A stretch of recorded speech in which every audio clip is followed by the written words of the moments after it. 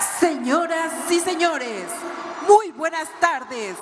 Demos la bienvenida a este Zócalo capitalino al presidente constitucional de los Estados Unidos mexicanos, licenciado Andrés Manuel López Obrador, en compañía de su distinguida esposa, doctora Beatriz Gutiérrez Müller.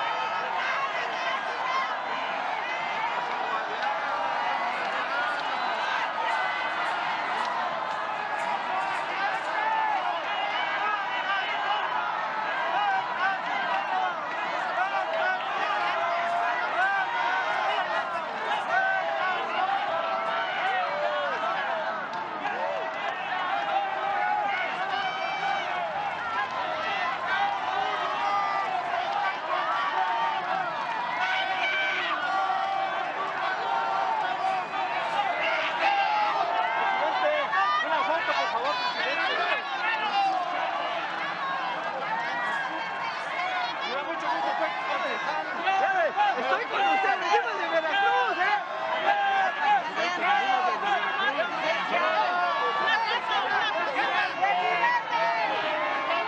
Siempre lo saluda, presidente.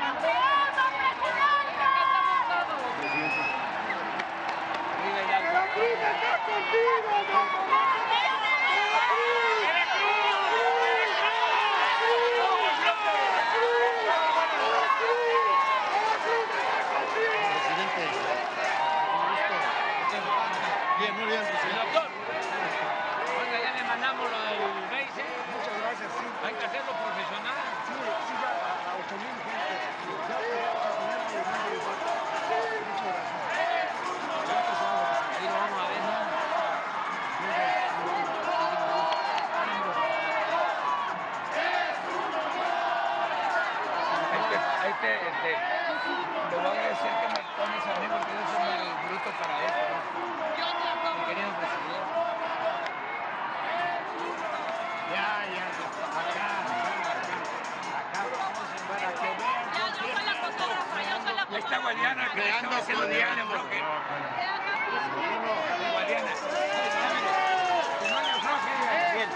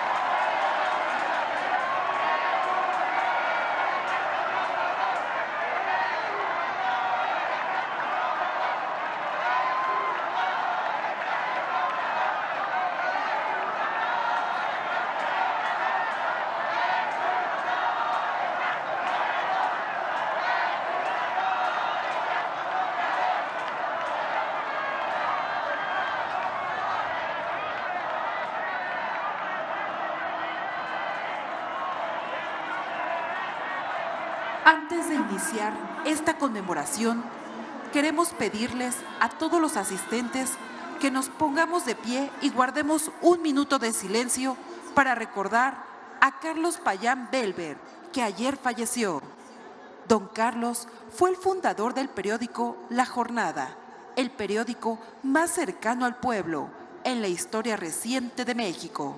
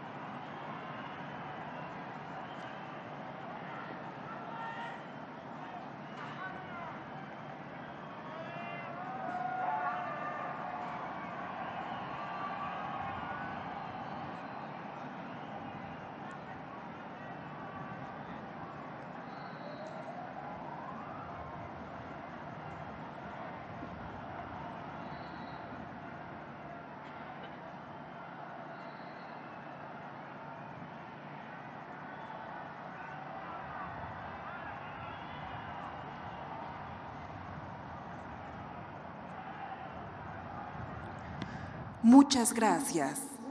Sean tan amables de tomar asiento.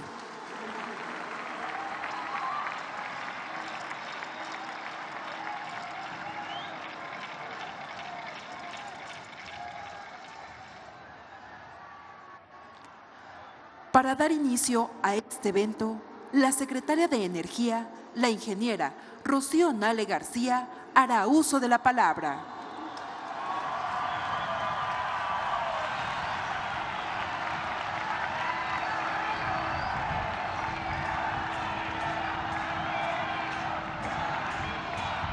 Buenas y patrióticas tardes, compañeros.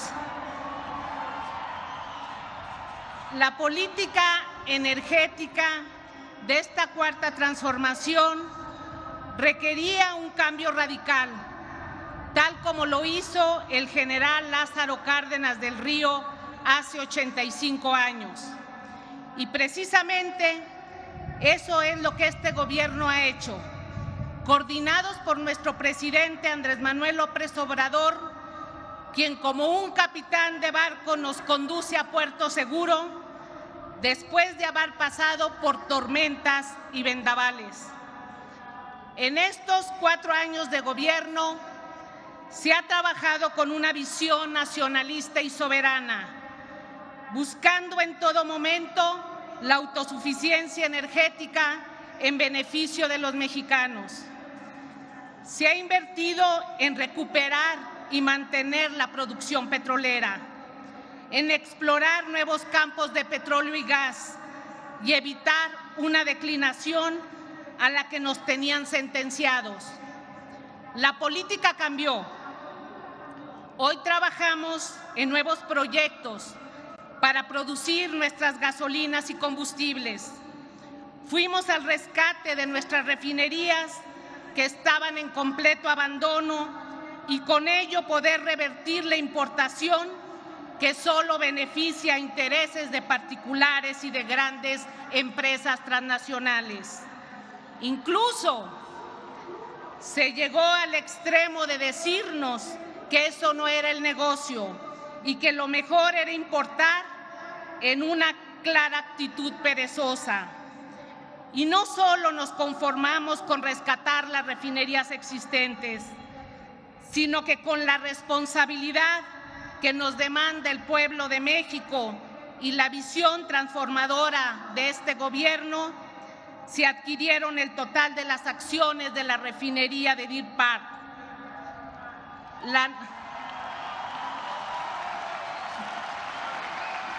La nueva refinería Olmeca Dos Bocas en Paraíso, Tabasco, es una realidad y un orgullo para los mexicanos.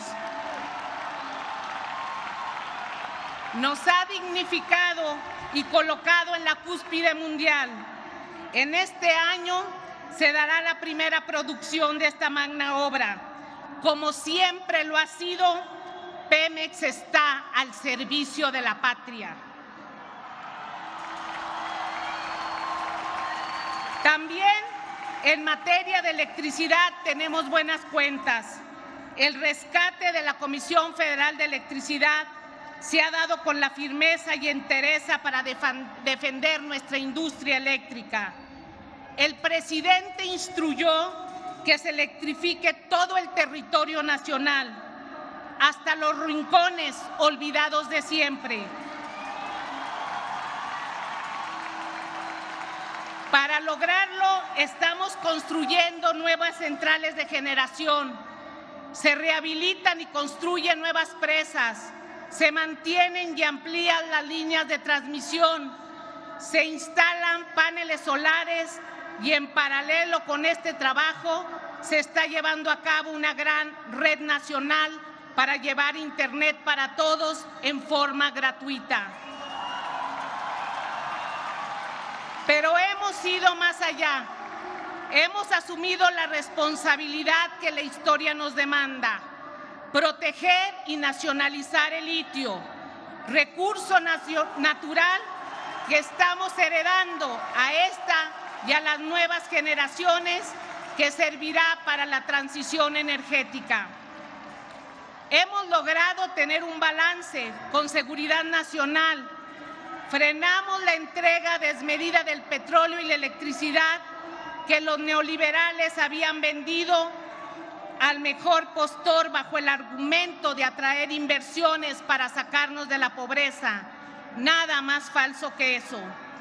Lo anterior ha sido posible gracias a la capacidad y pasión de miles de trabajadores que sin contemplaciones entregan día a día lo mejor de ellos para servir a los demás. Todo nuestro reconocimiento y agradecimiento a su incansable labor. En esta conmemoración de los 85 años de la expropiación petrolera, podemos decir que el legado que nos dejó el general Cárdenas está cabalmente cuidado, y con esta cuarta transformación, juntos estamos haciendo historia con nuestro presidente Andrés Manuel López Obrador.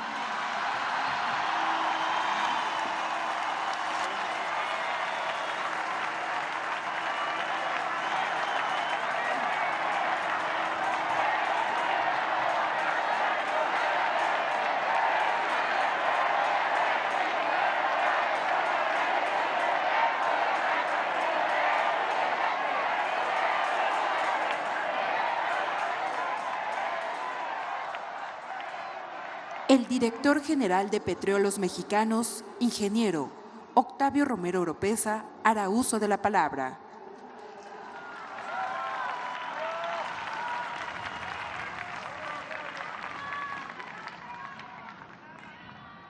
Licenciado Andrés Manuel López Obrador, presidente constitucional de México, compañeras y compañeros integrantes del Gabinete Legal y Ampliado, doctora Claudia Sheinbaum, jefa de Gobierno de la Ciudad de México,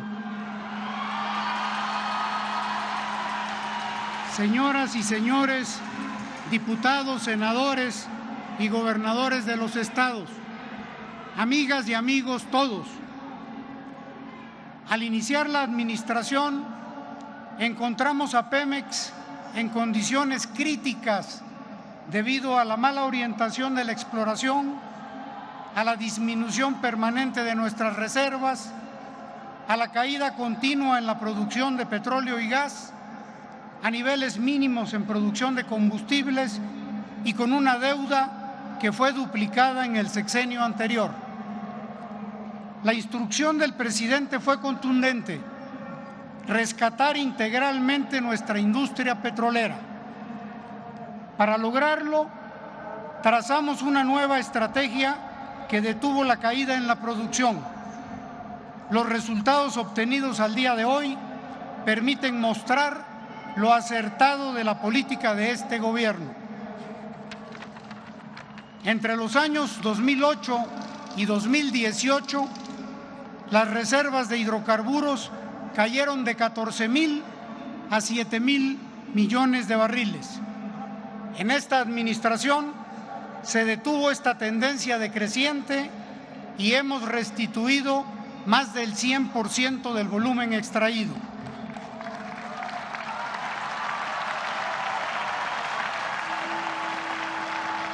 Logramos incrementar la producción de petróleo de 1.700.000 barriles diarios en 2018 a 1.921.000 al día de hoy. Esto significa la incorporación de 580,000 barriles de producción nueva, de los cuales 360,000 han compensado la declinación de campos maduros y 220,000 representan un incremento real respecto a la producción recibida. La producción de gas pasó de 3.800 millones de pies cúbicos diarios a 4.270, es decir, 470 millones adicionales. Esto se ha logrado principalmente a partir de las siguientes acciones: una estrategia exploratoria que dejó de invertir en aguas profundas y reorientó los recursos hacia las aguas someras y las cuencas terrestres del sureste, al descubrimiento y el desarrollo acelerado de más campos nuevos y a la reducción de los tiempos de perforación de los pozos. Es por ello que este año perforaremos 97 pozos exploratorios y 256 pozos productores, prácticamente en promedio un pozo al día. Con esto, al concluir el presente año, esperamos estar cerca de los 2 millones de barriles diarios, con los que lograremos nuestra autosuficiencia en combustibles.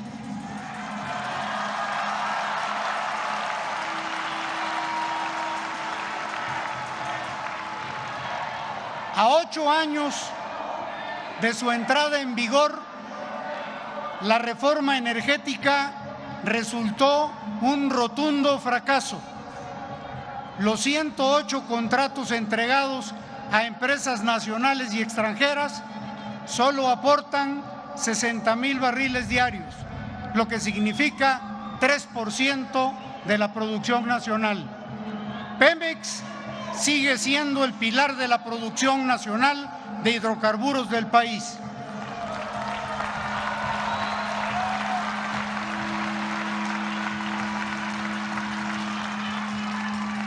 En refinación, en 2004 se alcanzaron a procesar diariamente 1.300.000 barriles de petróleo. Sin embargo, a la luz del desinterés y abandono de nuestras refinerías durante la etapa neoliberal, el proceso se redujo a 500.000 barriles. Eso trajo como consecuencia, a finales de la administración pasada, la importación del 80% de los combustibles que el país consumía. En contraste, en este gobierno hemos llevado a cabo un programa permanente de rehabilitación de nuestras plantas que nos ha permitido elevar la refinación de 500.000 a más de 800.000 barriles de petróleo. Con la adquisición de la refinería Deer Park, nuestro proceso alcanza ya 1.200.000 barriles. Para comprar Deer Park se destinó una inversión menor a $600 millones. A menos de un año ha dejado una utilidad al país de 960 millones, recuperándose toda la inversión más 360 millones.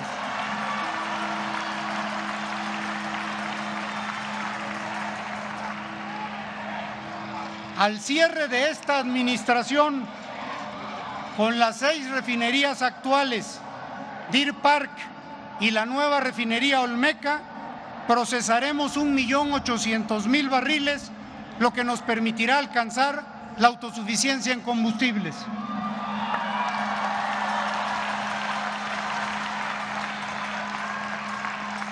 El rescate de Petróleos Mexicanos se está logrando con el talento y el esfuerzo de técnicos y los trabajadores de Pemex, quienes son parte fundamental para obtener estos resultados. A todos ellos, nuestro agradecimiento, afecto y total reconocimiento.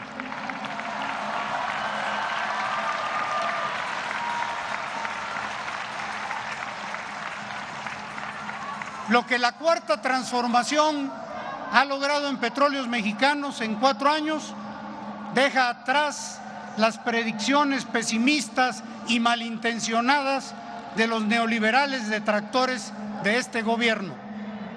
Hoy nuestro pueblo tiene el legítimo derecho de celebrar con orgullo, junto a su presidente Andrés Manuel López Obrador, en este zócalo histórico,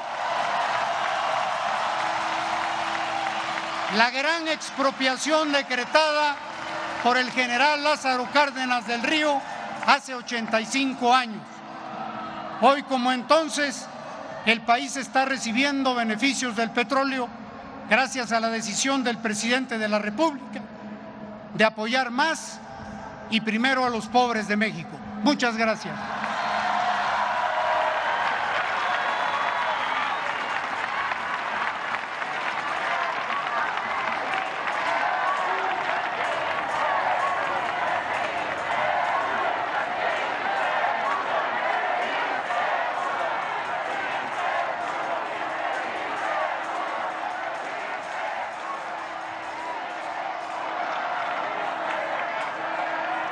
Escuchemos el mensaje del presidente constitucional de los Estados Unidos mexicanos, licenciado Andrés Manuel López Obrador.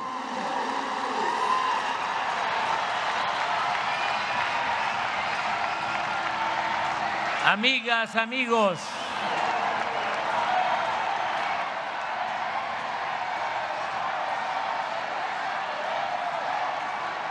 este es un acto de conmemoración de la expropiación petrolera y es un acto nacional. Aquí participan habitantes de Aguascalientes, de Baja California, de Baja California Sur, de Campeche, de Chiapas,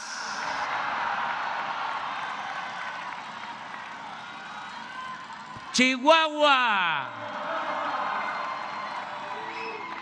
Ciudad de México,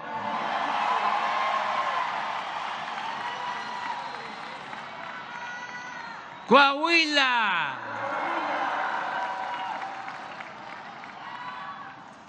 Colima, Durango, Estado de México,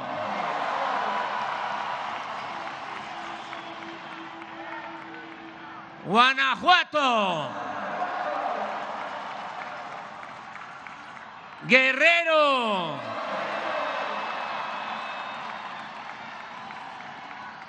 Hidalgo,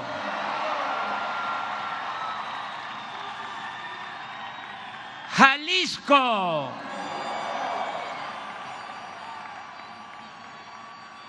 Michoacán,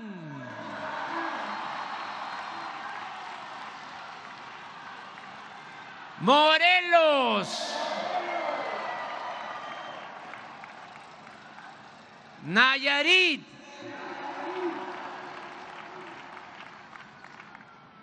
Nuevo León,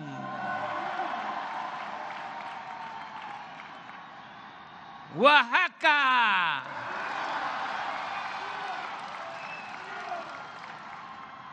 Puebla,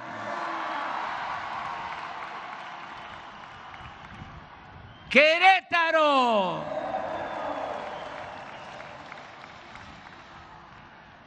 Quintana Roo, San Luis Potosí, Sinaloa, Sonora, Tabasco,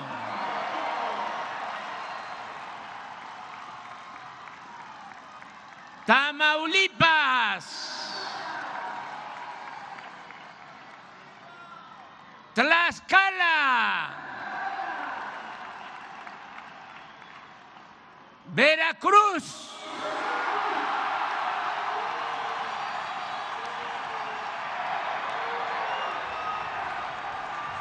Yucatán,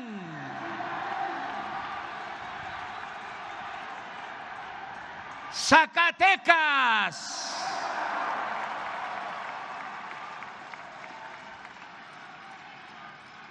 ¡Viva México! Amigas, amigos, a diferencia de Francisco I. Madero, quien para consumar su bello ideal democrático no pudo o no consideró indispensable reforzar sus vínculos con el pueblo, en especial con los campesinos zapatistas, el general Lázaro Cárdenas no dudó en apoyarse en los de abajo para hacer realidad su transformación. La estrategia del general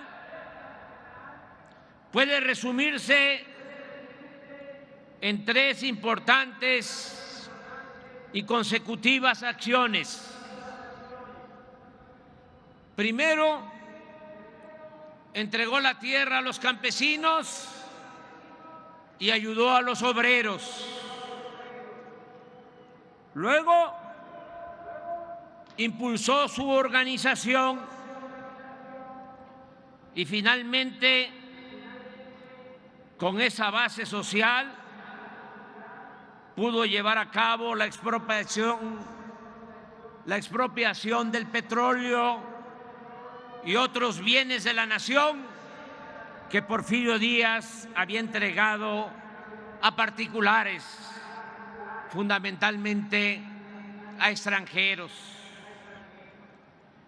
En la estrategia cardenista, lo primero fue la atención a las demandas económicas y sociales de campesinos y obreros.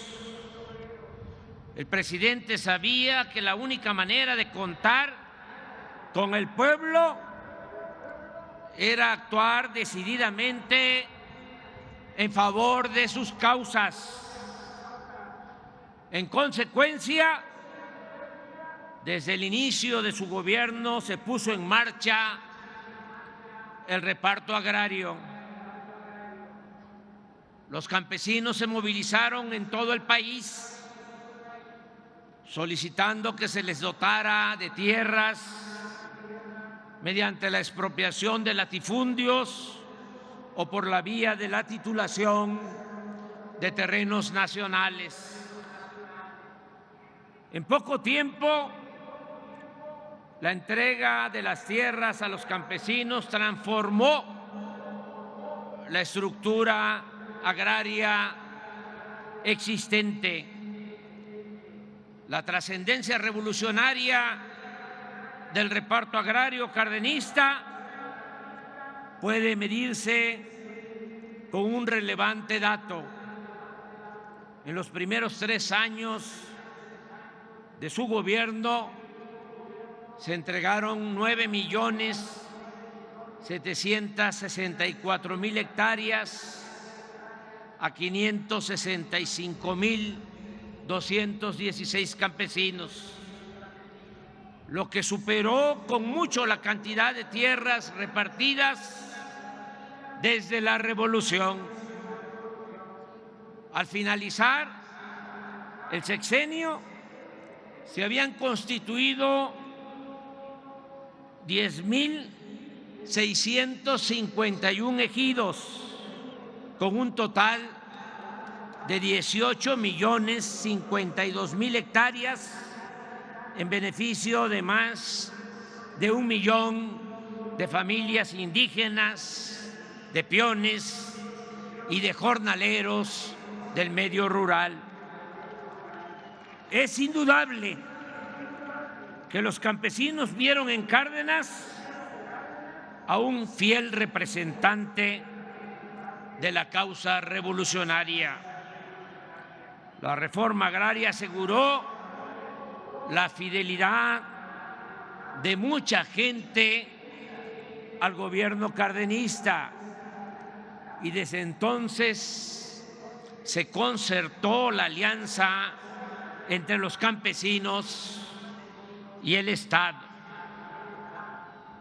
Por otra parte, durante el cardenismo, los obreros sintieron garantizados sus derechos laborales. Con estricto apego a la ley, Cárdenas respetó la lucha económica de trabajadores por mejores salarios y por mejores condiciones laborales. Su acción en este terreno consistió en hacer realidad la letra del artículo 123 de la Constitución. Desde el inicio de su gobierno, el movimiento obrero comenzó a desplegar una intensa actividad orientada a conquistar sus reivindicaciones. Incluso se pudo ejercer con plena libertad el derecho de huelga. Para mediados del sexenio, campesinos y obreros identificaban a Cárdenas como el defensor de sus intereses. La primera parte de la estrategia cardenista había resultado favorable. El acercamiento y la solidaridad del presidente con los grupos sociales más desprotegidos produjo el apoyo, la adhesión de las mayorías a la política gubernamental. La organización política de obreros y campesinos, como segundo eslabón de la estrategia cardenista, se desarrolló también con intensidad y entusiasmo. Primero, se integraron la mayor parte de los sindicatos nacionales.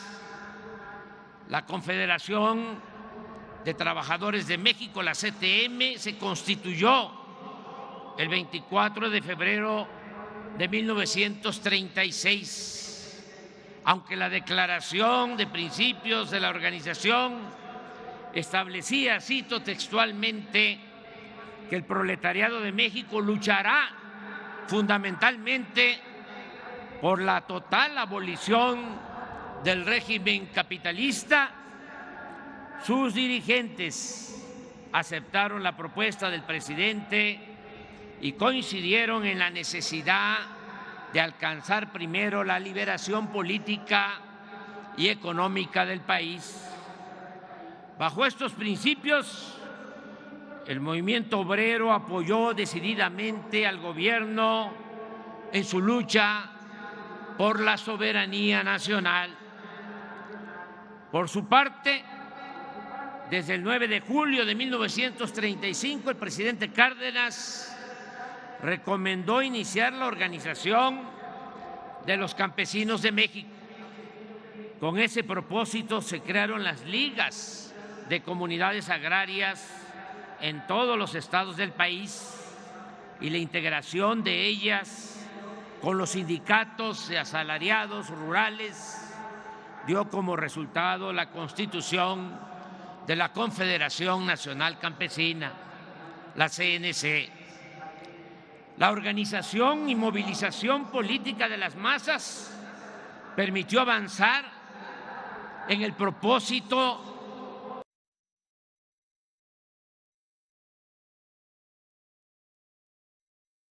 fue que con la expropiación de las empresas petroleras se empezaron a devolver bienes nacionales y recursos que desde el porfiriato se encontraban en manos de extranjeros.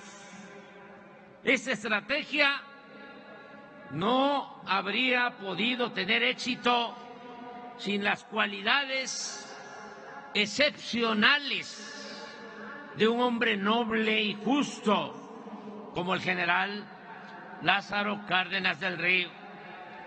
La política, que se oiga bien, que se internalice, que se oiga lejos. La política no solo es racionalidad, también, como otras actividades de la vida, necesita de mística y de convicciones. Los procesos políticos son más complejos de lo que suponen los intelectuales racionalistas. En los procesos políticos intervienen también factores como la suerte, la genialidad de los dirigentes y los sentimientos del pueblo.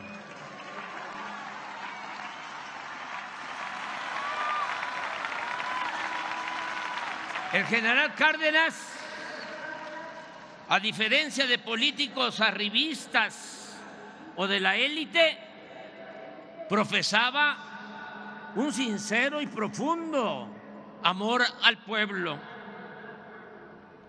Así como no hay nadie con la vocación democrática de Madero, tampoco ha existido en México un presidente tan cercano a los humildes como el general Cárdenas, ni tan convencido de la causa de la justicia social.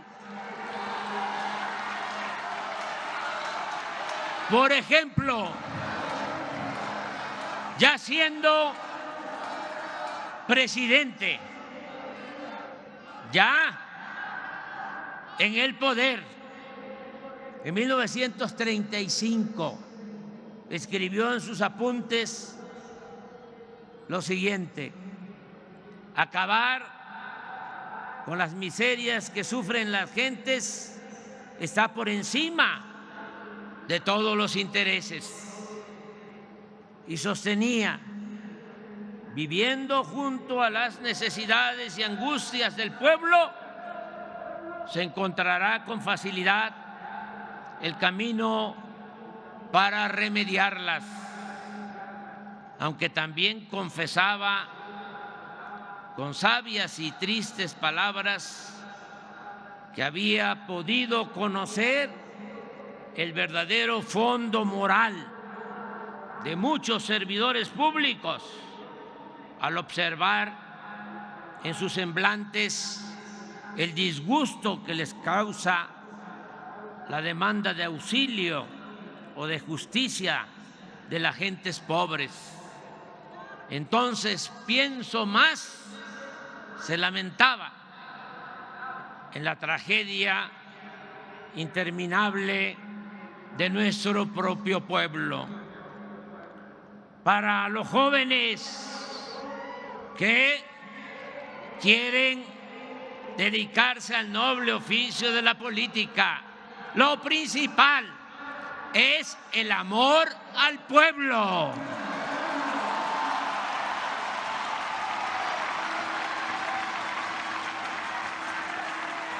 Además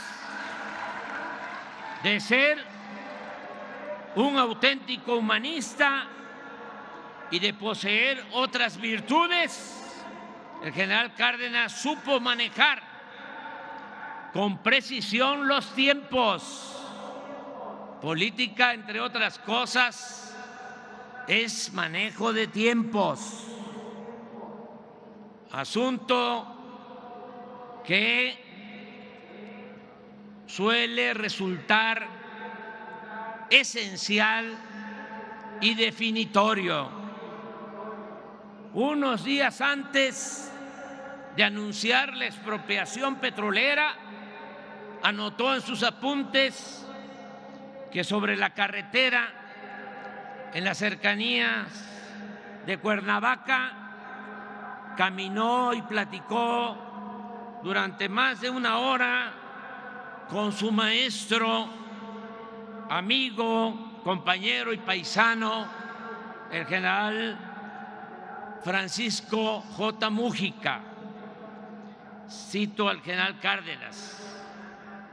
Dice: hicimos consideraciones de las circunstancias que podrían presentarse si gobiernos como los de Inglaterra y Estados Unidos, interesados en respaldar a las empresas petroleras, presionaban al gobierno de México con medidas violentas. Pero tomamos también en cuenta que se presenta ya la amenaza de una nueva guerra mundial con las provocaciones que desarrolla el imperialismo nazifascista, y que esto los detendría de agredir a México en el caso de decretar la expropiación. Entre otras razones, y aprovechando esa circunstancia, el 18 de marzo de 1938 se llevó a cabo la expropiación petrolera. Ese día, a las 8 de la noche, el general Cárdenas comunica a su gabinete sobre esta decisión histórica y 2 horas después da a conocer por radio a toda la nación el paso dado por el gobierno en defensa de su soberanía, reintegrando a su dominio la riqueza petrolera, que según lo escribe el mismo general, el capital imperialista ha venido aprovechando para mantener al país dentro de una situación humillante. El decreto expropiatorio establece en 4 artículos que pasan a formar parte del patrimonio nacional la maquinaria, las instalaciones y otros muebles e inmuebles de las compañías petroleras extranjeras, a las cuales se les pagaría la indemnización de conformidad con el artículo 27 de la Constitución y de la ley en la materia. La expropiación petrolera fue apoyada por la mayoría del pueblo. En las fotos de la época se advierte la presencia mayoritaria de gente humilde, hombres y mujeres indígenas, campesinos, obreros, maestros, empleados e integrantes de la clase media baja. Fue el pueblo raso el que apoyó y cooperó con el gobierno para el pago de las indemnizaciones a las compañías petroleras extranjeras. ¿Cómo olvidar que tantas mujeres pobres donaron para este efecto chivos y guajolotes y se deshicieron hasta de las humildes alhajas que poseían? Por esos días, desde la ciudad de Oakland, California, el trabajador migrante Cástulo Prado compuso la letra y la música del corrido del petróleo y se lo envió al presidente con la instrucción de que el gobierno destinara las posibles regalías de la obra al pago de las indemnizaciones. Una de sus estrofas reza así: Lázaro Cárdenas dice, sereno y despreocupado, al transcurso de 10 años todo quedará pagado. Tengo un pueblo mexicano que no me queda ni duda, desde el más niño al más viejo, todos me ofrecen su ayuda. En la mujer mexicana hay patriotismo y orgullo, se deshace de sus joyas para ofrecerlas al cuño. Además de este masivo y contundente respaldo popular, el gobierno de Cárdenas contaba con otra circunstancia favorable. En ese tiempo gobernaba Estados Unidos Franklin Delano Roosevelt, un gran estadista, uno de los mejores presidentes que ha tenido ese país en toda su historia. Recordemos que cuando llegó Roosevelt a la Casa Blanca el 4 de marzo de 1933, Estados Unidos padecía una de las peores crisis de su historia y que como presidente Roosevelt supo enfrentar esa crisis con éxito y muy pronto le devolvió la esperanza a su pueblo, lo cual lo convirtió en uno de los más grandes políticos del siglo XX.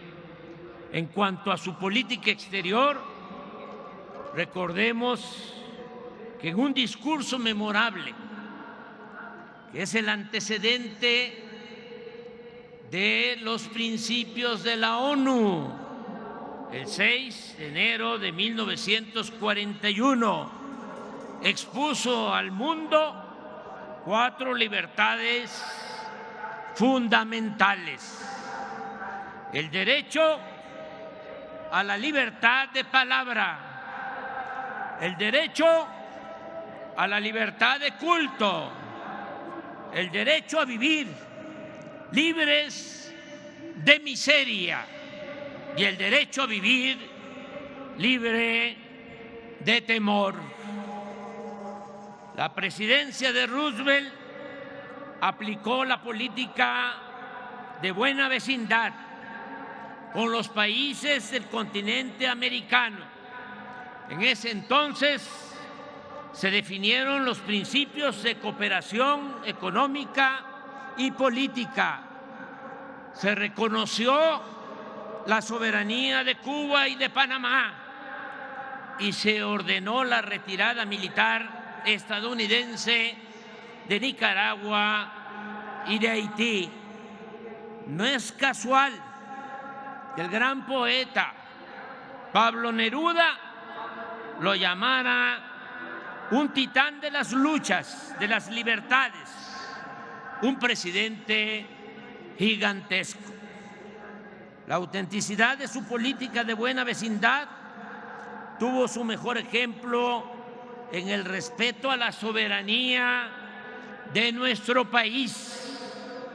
Durante los 3 periodos presidenciales de Roosevelt, las relaciones entre México y Estados Unidos fueron excepcionalmente buenas.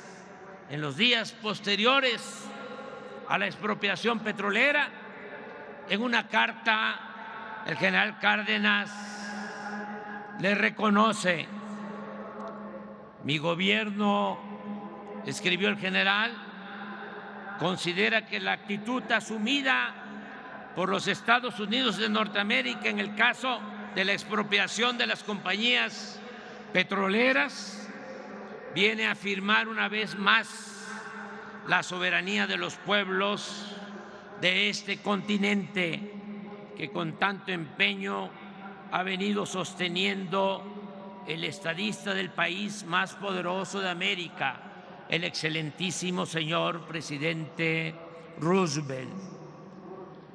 Cástulo Prado, el poeta que ya citamos, poeta popular, también dejó testimonio de la rectitud, la altura y el respeto con que se comportó el presidente del país vecino.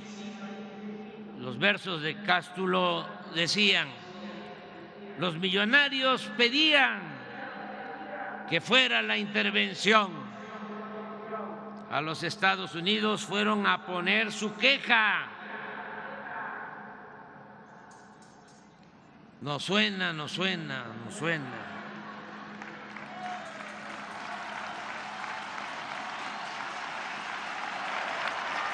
A los Estados Unidos fueron a poner su queja para que de allí vinieran a proteger sus empresas. Roosevelt les dice: señores, yo aquí nada puedo hacer. El gobierno mexicano ha cumplido su deber.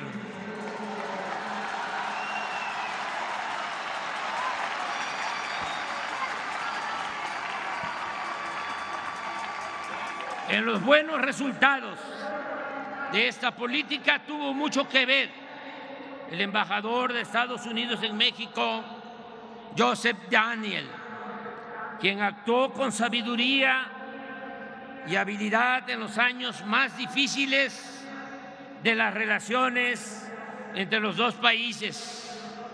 Su postura acerca del conflicto petrolero se resume cuando sostiene que el presidente Cárdenas tenía razón al promover que la riqueza del subsuelo se convirtiera en parte de la economía mexicana y que la crisis petrolera se debía a la negativa sistemática de las empresas extranjeras a modificar su visión, pues consideran, señalaba Daniel, que los mexicanos nacieron para enriquecer a extranjeros y que Dios puso importantes recursos naturales en el subsuelo de México para aumentar las fortunas que se encuentran en los cofres de los explotadores y concesionarios. Pero las empresas no fueron tan conscientes ni respetuosas como los políticos estadounidenses. La nacionalización tuvo que abrirse paso enfrentando el boicot, las presiones y los actos de sabotaje promovidos y financiados por las compañías petroleras extranjeras. En nuestro país, la expropiación petrolera causó entre una minoría un profundo malestar, sobre todo entre los ricos de la época, en sectores de clase media y en la mayoría de los medios de comunicación. Es interesante, y esta es una lección, destacar que históricamente la derecha siempre se reagrupa cuando se pretende llevar a cabo un cambio democrático y se torna de plano intolerante y hasta violenta cuando se trata de reivindicaciones sociales a favor del pueblo y del dominio de la nación. Recordemos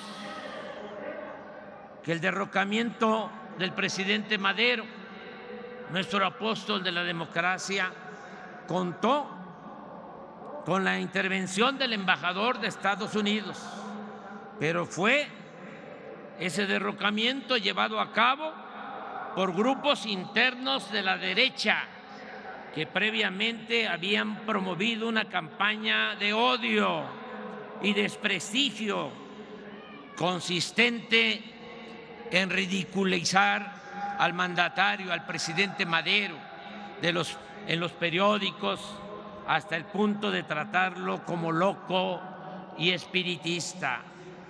Lo mismo sucedió cuando la expropiación, que aunque no afectaba de manera directa a intereses privados nacionales, sirvió para aglutinar todo el descontento de los grupos conservadores contrarios a la política agraria, laboral y educativa del general Cárdenas. En este ambiente se funda el 17 de septiembre de 1939 el Partido Acción Nacional, que nace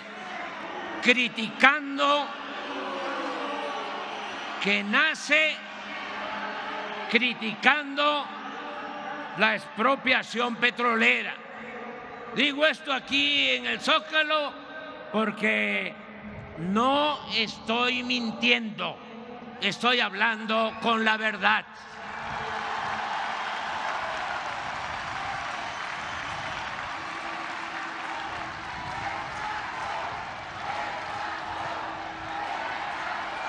En 1940, toda esa reacción se manifestó con mucha fuerza en la elección presidencial.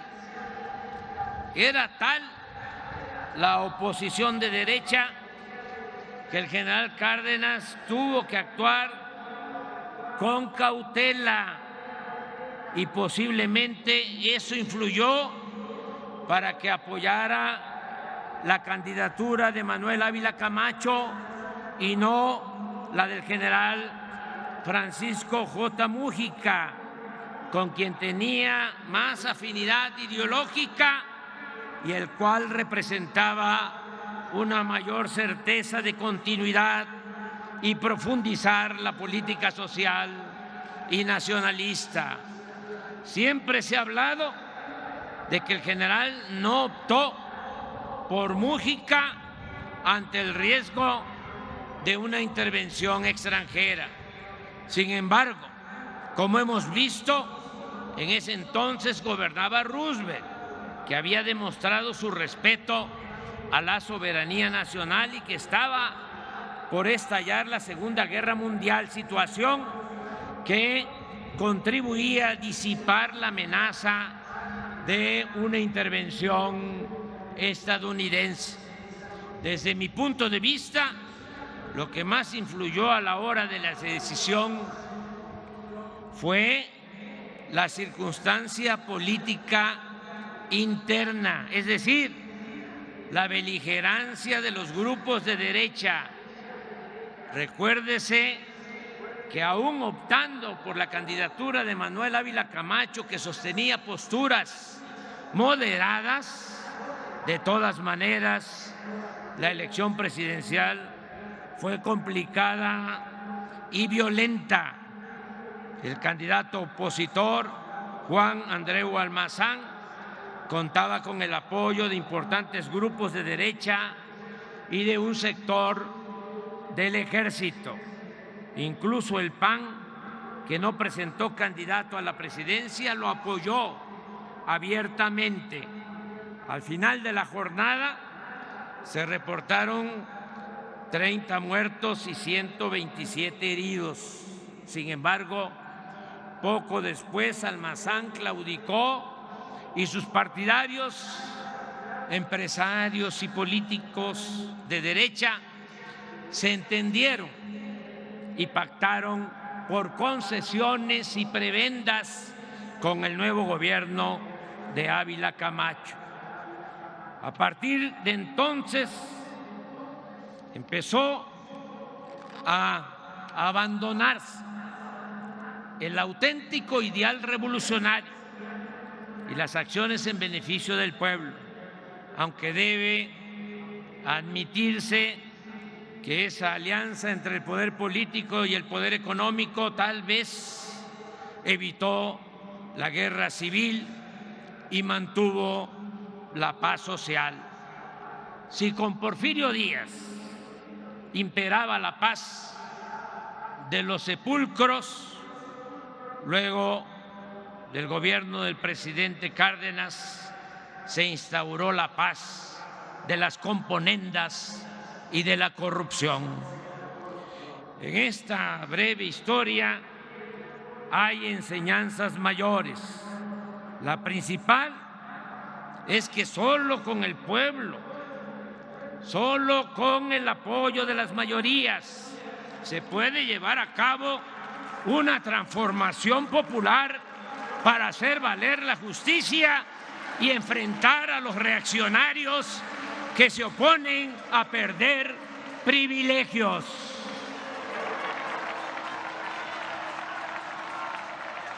Por eso, hoy de nuevo manifestamos, exclamamos a los cuatro vientos: nada de zigzaguear.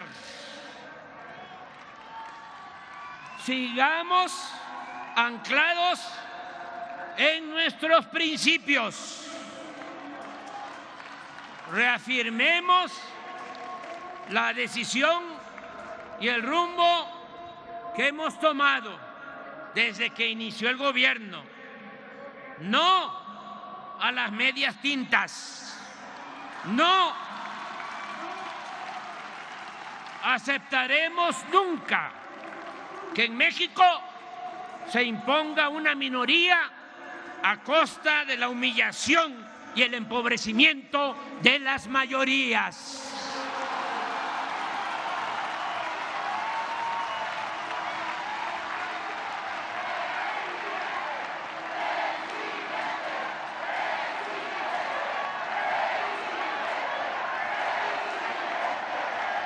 Por eso,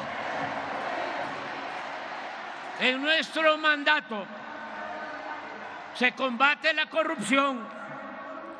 Existe un gobierno austero, sin lujos, y todo lo ahorrado se destina a financiar los programas de bienestar como la pensión a los adultos mayores, el apoyo a las personas con discapacidad, a madres solteras, a campesinos y pescadores, becas a estudiantes de familias pobres, internet para todos, programas de mejoramiento y construcción de vivienda, créditos a la palabra, fertilizantes y precios de garantía para los pequeños productores del país, el Banco del Bienestar, el impulso a la educación y a la salud pública, universal y gratuita. Este año, más de 25 millones de personas recibirán apoyos directos que suman 600,000 millones de pesos.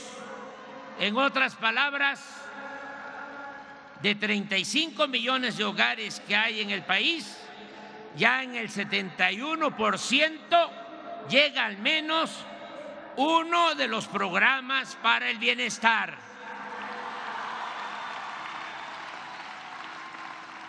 Con esta política de atención a los más necesitados, vulnerables y en especial a los jóvenes, también hemos podido reducir los delitos del fuero federal en 33%, el homicidio en 10%, el robo de vehículo en 38%, el robo en general 20%, el huachicol en 92%, el feminicidio en 28% y el secuestro en 76%. Asimismo, los ahorros por no permitir la corrupción ni los derroches presupuestales nos han permitido evitar más deuda. No hemos solicitado deuda adicional desde que estamos en el gobierno. Y al mismo tiempo, sin aumentar en términos reales la deuda pública, no han aumentado, no se han incrementado los impuestos. No ha aumentado el precio de las gasolinas, ni del diésel, el gas y la luz. Inclusive ha habido una disminución en el precio de estos energéticos. También se ha incrementado, como no sucedía en muchos años, la inversión pública. Este año se van a ejercer más de 1 billón de pesos en obras. Es decir, vamos a seguir construyendo carreteras, puentes, trenes, aeropuertos, hospitales, universidades, mercados, unidades deportivas, malecones, parques naturales, recreativos y ecológicos. Y estamos llevando a cabo algo muy importante, una amplia labor de recuperación y de restauración de sitios históricos y arqueológicos de nuestras antiguas y espléndidas culturas y civilizaciones. La hacienda pública es fuerte. La economía nacional está creciendo, en auge. El año pasado, la economía en México creció incluso más que la economía en China y en Estados Unidos. Hay un número sin precedente de 21,747,000 trabajadores inscritos en el Seguro Social. Nunca se había llegado a esta cifra de 21,747,000 trabajadores en la economía formal. También no se había logrado nunca un salario promedio de 525 pesos diarios para estos trabajadores de la economía formal. La tasa de desempleo del pasado mes de enero fue de 2.9%, la más baja desde 2005.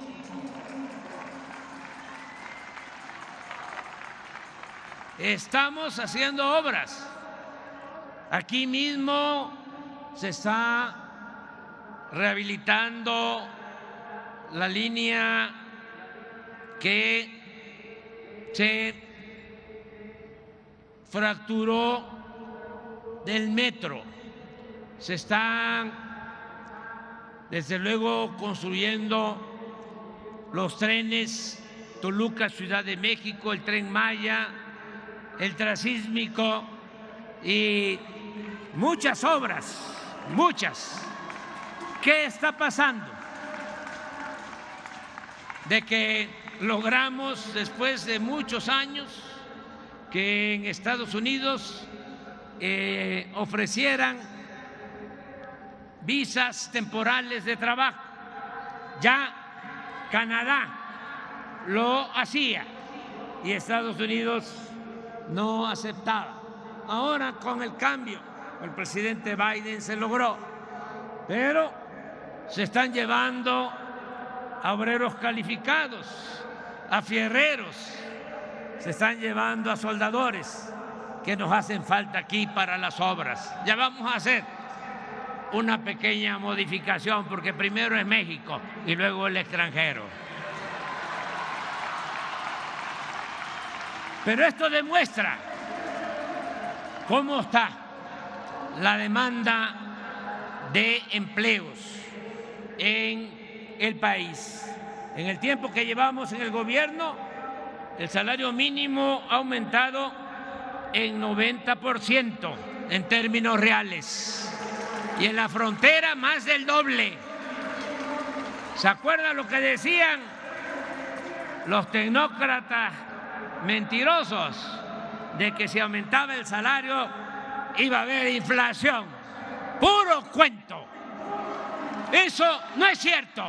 Claro que tenemos que ir mejorando el salario de manera responsable para fortalecer, como lo estamos haciendo, el mercado interno y así lograr el bienestar para nuestro pueblo.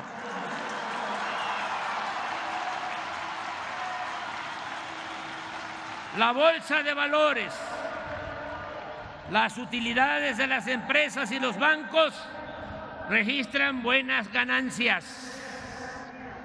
Las reservas del Banco de México se han incrementado en 15%, 200,000 millones de dólares de reservas del Banco de México.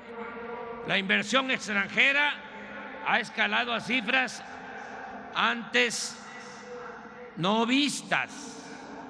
Lo mismo ha ocurrido con las remesas de nuestros paisanos migrantes. Muchas gracias, paisanas, paisanos. El año pasado, esas remesas casi llegan a 60,000 millones de dólares. Este año vamos a superar los 60,000 millones de dólares. Esto es muy importante porque ese dinero llega abajo, hasta las comunidades más apartadas, a 10 millones de familias que se benefician y que también con ese dinero se reactiva la economía regional, el comercio y otras actividades económicas. También es importante subrayarlo, el peso es la moneda que más se ha apreciado en el mundo con relación al dólar. Esto no sucedía desde hace más de 50 años. También hemos orientado nuestros recursos y esfuerzos para alcanzar la autosuficiencia alimentaria y la autosuficiencia energética. En esto último, como aquí informó la secretaria de Energía y el director de Pemex, podemos asegurar que se está garantizando la soberanía petrolera. El año próximo no vamos a comprar gasolina, ni diésel, ni otros petrolíferos en el extranjero. Vamos a procesar toda nuestra materia prima.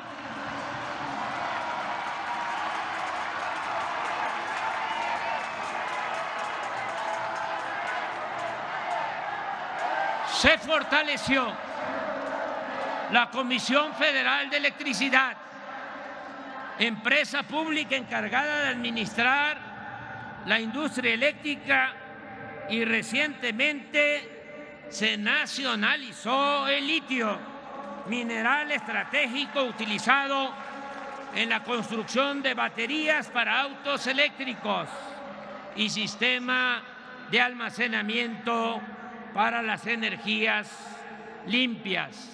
Me llena de orgullo poder recordar, bueno, hago un paréntesis para decir que ofrezco disculpas porque estoy tardando, pero ya estoy por terminar. Me llena de orgullo poder recordar hoy, 18 de marzo, que a pesar del entreguismo que prevalecía antes de que llegáramos al gobierno, pudimos quitar del Tratado de Libre Comercio un amplio capítulo que comprometía en ese acuerdo nuestro petróleo y poner en su lugar un pequeño párrafo que se los voy a leer. Dice: Estados Unidos y Canadá reconocen que México se reserva su derecho soberano de reformar su Constitución y su legislación interna, y México tiene el dominio directo y la propiedad inalienable e imprescriptible de todos los hidrocarburos en el subsuelo del territorio nacional.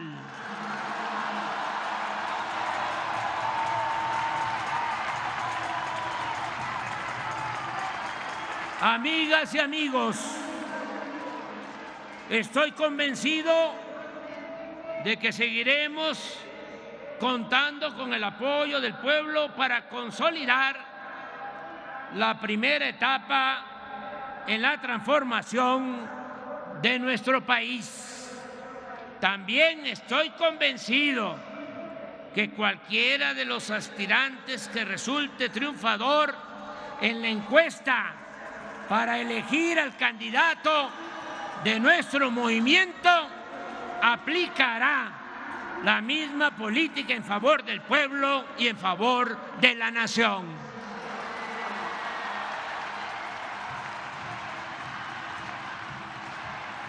Está asegurada la continuidad con cambio.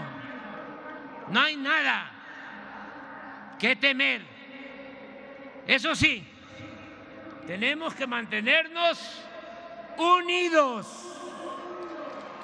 mirando siempre hacia el porvenir y la felicidad de nuestros semejantes, trabajando desde abajo y con la gente, y sin descuidar la estrategia que llamamos acertadamente la revolución de las conciencias, para continuar avanzando en el cambio de mentalidad, para seguir politizando a nuestro pueblo, y de esa manera, con un pueblo cada vez más consciente.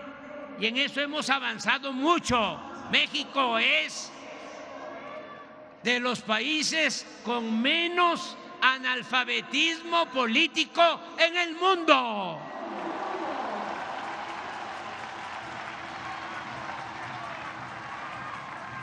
Con esa conciencia vamos a seguir, con esa conciencia colectiva, vamos a seguir contrarrestando la guerra sucia, las campañas de calumnias y los intentos de manipulación que seguirán llevando a cabo porque no les queda de otra nuestros adversarios y sus medios de información vendidos, alquilados o en manos de los miembros del bloque conservador y corrupto. Pero al mismo tiempo debemos tener fe en la sabiduría y en la lealtad del pueblo. El pueblo no traiciona. Recordemos que el triunfo de la reacción, como decía Juárez, es moralmente imposible. Estamos constatando que la idea y la práctica de exaltar el humanismo mexicano es eléctrica y está llegando a la conciencia de millones de personas. En eso baso mi optimismo, y aún cuando en política es más peligroso subestimar la fuerza de los adversarios que sobreestimarla, sostengo que hagan lo que hagan, no regresarán al poder los oligarcas.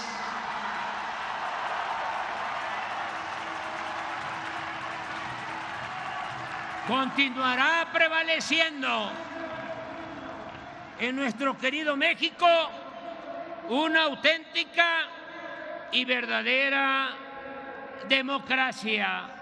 Amigas, amigos, no puedo dejar de mencionar que en los últimos días algunos legisladores de Estados Unidos, acostumbrados a ver la paja en el ojo ajeno y no la viga en el propio,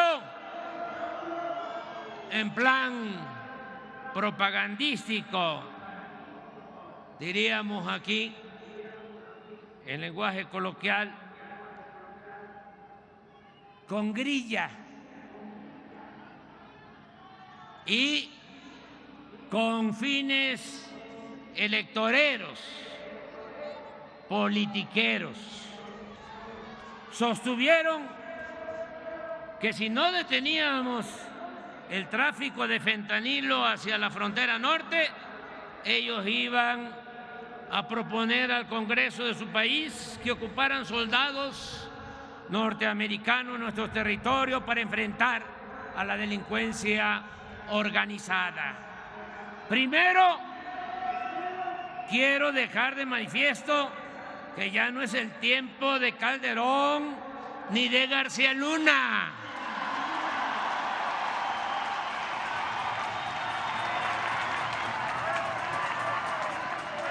Que ya no es el tiempo de los vínculos turbios entre el gobierno de México y las agencias del gobierno de Estados Unidos. Ahora no hay simulación. De verdad, se combate a la delincuencia organizada y de cuello blanco, porque no hay corrupción, no hay impunidad, ni existen relaciones de complicidad con nadie. Pero lo más importante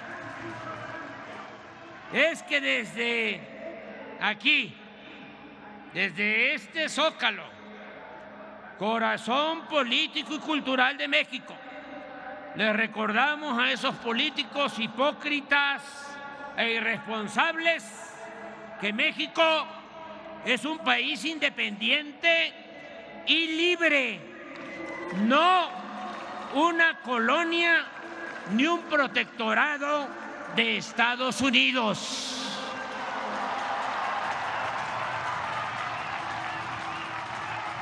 Y que podrán amenazarnos con cometer cualquier atropello, pero jamás, jamás permitiremos que violen nuestra soberanía y pisoteen la dignidad de nuestra patria.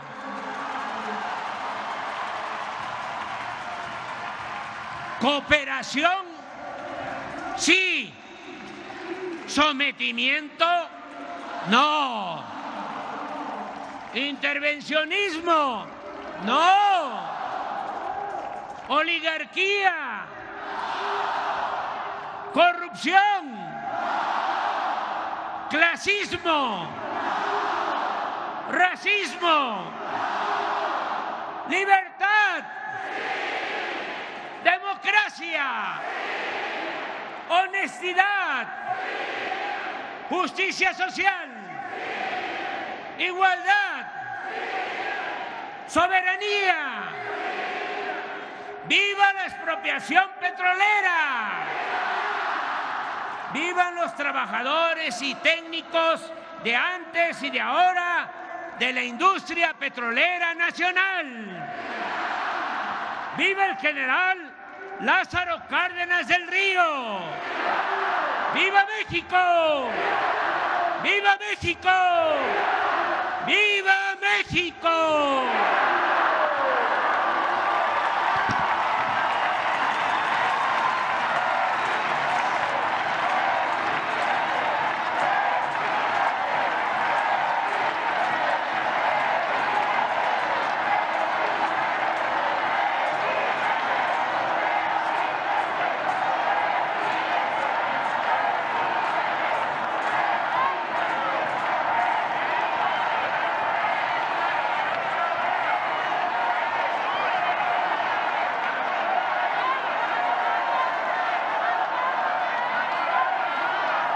Concluye este evento invitando a todos los presentes a ponerse de pie para entonar nuestro himno nacional.